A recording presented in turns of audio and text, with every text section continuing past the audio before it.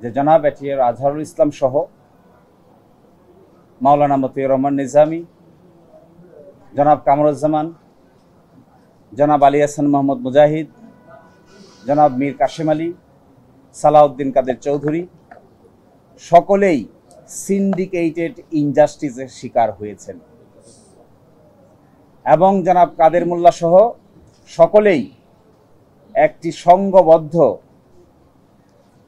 অন্যায় অবিচারের শিকার হয়েছেন। এই সিন্ডিকেট কারা ছিলেন, কিভাবে ছিলেন তা আমরা আদালতে আজকে উপস্থাপন করেছি এবং আমরা একজনের স্বীকারোক্তিমূলক জবানবন্দি যা তার বইয়ে তিনি উল্লেখ করেছেন সেটাও আদালতে উপস্থাপন করেছি।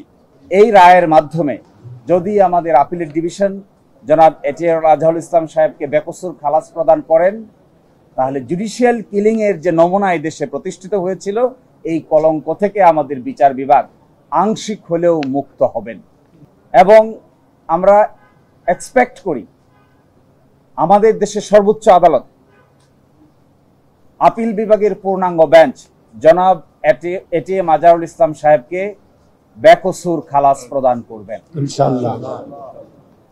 আমরা এটাও মনে করি যে নজিরবিহীন নির্যাতন এবং নিপীড়নের মধ্য দিয়ে বাংলাদেশ জামায়াতে ইসলামী পার করেছে, এই রায়ের মধ্য দিয়ে সকলের মধ্যেই নতুন করে প্রাণ সঞ্চার হবে। বিচার বিভাগীয় কলঙ্কের মাধ্যমে কোনো একটা রাজনৈতিক দলকে অন্যায় অত্যাচার এবং নিপীড়নের শিকার করা যায়, বাংলাদেশ জামায়াতে ইসলামী এই দেশে তার একটা ক্লাসিক এক্সাম্পল। কিন্তু যারা এই নির্যাতন নিপীড়ন করেছেন, হত্যা করেছেন, ফাঁসি দিয়েছেন, এনফোর্স ডিসঅ্যাপিয়ার করেছেন, আয়নাগর বানিয়েছেন, শেষ পর্যন্ত তাদের শেষ রক্ষা হয় নাই। এখান থেকে সকলেরই শিক্ষা নেওয়ার বিষয় আছে। সকলকে এখান থেকে শিক্ষা নিতে হবে যে নির্যাতনের রাস্তা, নিপীড়নের রাস্তা শেষ পর্যন্ত ভালো ফল বয়ে আনে না। এবং আমরা এটাও আদালতকে বলেছি যে জনাব এটিএম আজহারুল ইসলাম সাহেবকে, তার বয়স ছিল তখন 18 বছর। 18 বছর একজন বয়সের ইন্টারমিডিয়েটের ছাত্রকে তারা কমান্ডার বানিয়ে সাজা দিয়েছেন, যেখানে ট্রাইব্যুনাল তাকে কমান্ডার হিসেবে উল্লেখ করেন নাই, কিন্তু আপিলের ডিভিশন নিজ উদ্যোগে তাকে কমান্ডার হিসেবে আন্ডার সেকশন 4 সাবসেকশন 2-তে সাজা দিয়েছেন। এবং আরো ইন্টারেস্টিং বিষয়, আইনে যে ক্রস এক্সামিনেশন করার সুযোগ ছিল সেই সুযোগটি আমাদের আপিল বিভাগ চিরতর বন্ধ করে দিয়েছিলেন। আমরা কন্ট্রাডিকশন নিতে পারতাম না। আজকে আমরা এটাও দেখিয়েছি, গতকাল পরশু দিনে দেখিয়েছিলাম 6 কিলোমিটার দূর থেকে দেখছে, 3.5 কিলোমিটার দূর থেকে দেখছে, একজনের ডান হাতে আরেকজনের ডান গালে থাপ্পড় মেরে দিয়ে, বাম গালে থাপ্পড় মেরে দেওয়ার কথা সেটি ডান গালে থাপ্পড় মেরে দিচ্ছে।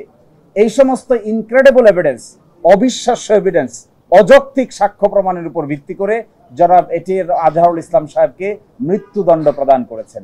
এই ক্ষেত্রে যিনি মাইনরিটি জাজ ছিলেন ম্যাডাম জাস্টিস জিনাতারা, তিনি কমপ্লিটলি এই সমস্ত অন্যায় অবিচারের বিচারিক প্রতিবাদ করেছিলেন, কিন্তু সেই বিচারিক প্রতিবাদ তখন কেউ শোনার ছিল না।